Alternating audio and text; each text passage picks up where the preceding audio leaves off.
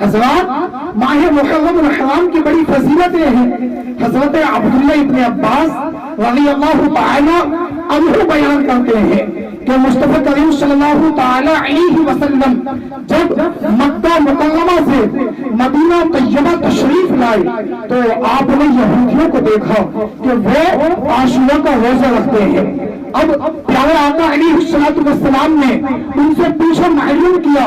یہ کیا ہے؟ تو انہوں نے کہا کہ اچھا دن ہے، اس دن حضرت موسیٰ علیہ السلام اور ان کی قوم کو ان کے دشمنوں سے نجات ملی، ان کے دشمنوں سے چھٹکارا ملا، تو انہوں نے اس دن روزہ رکھا۔ پیارے آقا نے ارشاد فرمایا، تم سے زیادہ ہم موسیٰ علیہ السلام سے، تم سے زیادہ موسیٰ علیہ السلام سے محبت کرتے ہیں، تم سے زیادہ ہم موسیٰ علیہ السلام کے ماننے والے ہیں، تم سے زیادہ موسیٰ علیہ السلام کا حق ہمارے اوپر زیادہ ہے۔ ناظرین کرام، پیارے آقا علیہ السلام نے اس دن سے روزہ رکھا اور روزہ رکھنے کا حکم دیا۔ عزیزان ملت اسلام، ایک اور حدیث پاک آپ حضرات عاشورہ کے روزے کے تعلق سے سماعت کرتے ہوئے چلیں تاکہ کچھ لوگوں کی جو کنفیوژن ہے عاشورہ کے روزے کے تعلق سے ان کو پتہ چل جائے کہ عاشورہ کے روزے کی حقیقت کیا ہے۔ حضرت ام المؤمنین ماں عائشہ صدیقہ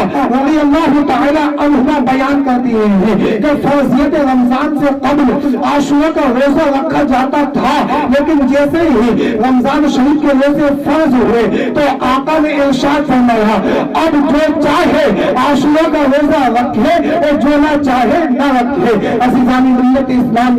یہاں سے پتہ کیا چلتا ہے، یہاں سے معلوم کیا ہوتا ہے، عاشورہ کا روزہ جو رکھے گا اس کی نیکیوں میں اضافہ ہو جائے گا، اس کو ثواب ملے گا، اور جو نہ رکھے گا اس کو کوئی گناہ بھی نہیں ملے گا۔ لیکن ہمارے کچھ اسلامی بھائیوں میں اور کچھ خواتین حضرات میں یہ بات ہے کہ عاشورہ کا روزہ رکھنا ضروری ہے، اور جو ہماری خواتین حضرات ہیں وہ تو یہ سمجھتی ہیں اگر عاشورہ کا روزہ نہ رکھا جائے تو گناہ گار ہو جائیں گے۔ یہاں تک دیکھا گیا ہے عورتوں کا معاملہ کہ بیمار ہوتی ہے، یعنی سخت پریشانی کی سچویشن میں ہوتی ہے، اس کے باوجود بھی وہ عاشورہ کا روزہ رکھتی ہیں۔ میں گزارش کرنا چاہوں گا، عاشورہ کا جو روزہ ہے یہ نفلی روزہ ہے، اس روزے کی فضیلتیں آئی ہے، فرض اور واجب نہیں ہے، اگر کوئی رکھے گا تو اس کو ثواب ملے گا۔ فضیلتیں آئی ہے جیسے کہ حضرت علی رضی اللہ تعالی عنہ بیان کرتے ہیں، مصطفیٰ کریم صلی اللہ تعالی علیہ وسلم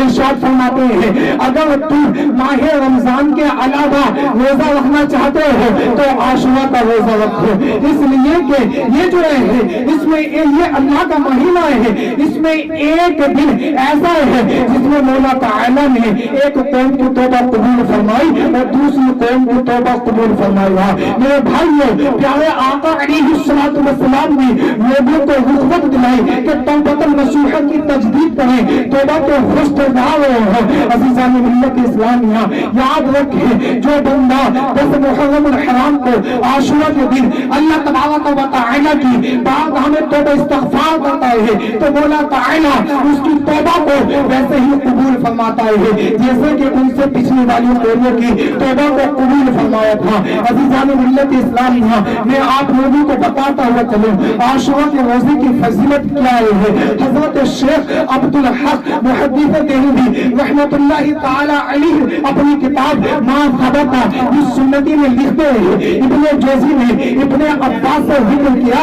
کہ محرم شریف کی 10ویں تاریخ وہ تاریخ ہے اس میں اللہ تبارک و تعالی نے حضرت آدم علیہ السلام کی توبہ کو قبول فرمایا، حضرت ادریس علیہ السلام کو بلند مقام پر بلند مرتبے پر فائز کیا۔ اسی دن حضرت یعقوب علیہ نبینا علیہ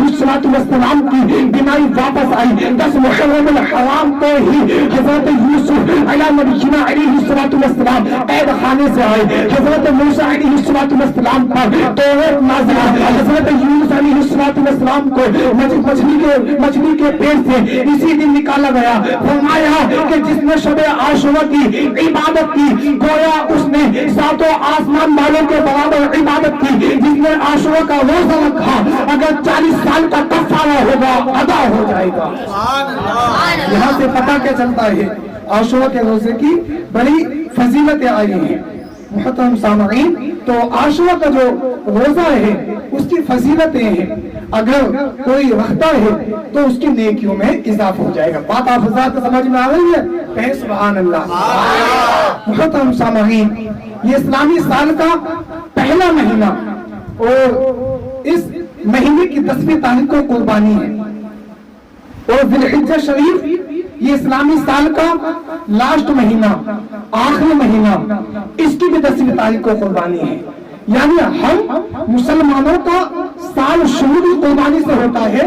اور ختم بھی قربانی پر ہوتا ہے۔ اس لیے ڈاکٹر اقبال فرماتے ہیں، غریب و سادہ و رنگین ہے داستان حرم، نہایت اس کی حسین ہے ابتدائی اسماعیل۔ میں آپ لوگوں کو سمجھانے کے طریقے سے، تاکہ بات آپ حضرات کے سمجھ میں بہترین طریقے سے آ جائے، میں آپ کو چند لمحات کے لیے، چند منٹوں کے لیے تھوڑی پیچھے لے کر چلتا ہوں، تاکہ بہترین طریقے سے آپ لوگوں کو گفتگو سمجھ میں آ جائے۔ چشم فلک یہ منظر کبھی نہیں بھول سکتا کہ باپ نے بیٹے کے گلے پر چھری رکھ دی، اور بیٹا بھی کتنا سعادت مند ہے، عرض کرتا ہے ابا جان جلدی کیجئے کہیں ایسا نہ ہو میں اس سعادت سے محروم رہ جاؤں، ابا جان آپ اپنی آنکھوں پہ پٹی باندھ لیجئے کہیں ایسا نہ ہو میں اس سعادت سے جو ہے محروم ہو جاؤں، یعنی پیچھے ہٹ جاؤں۔ عزیزانی گرامی، یہ فیضانی نظر تھا یا کہ مکتب کی کرامت تھی؟ سکھائے کس نے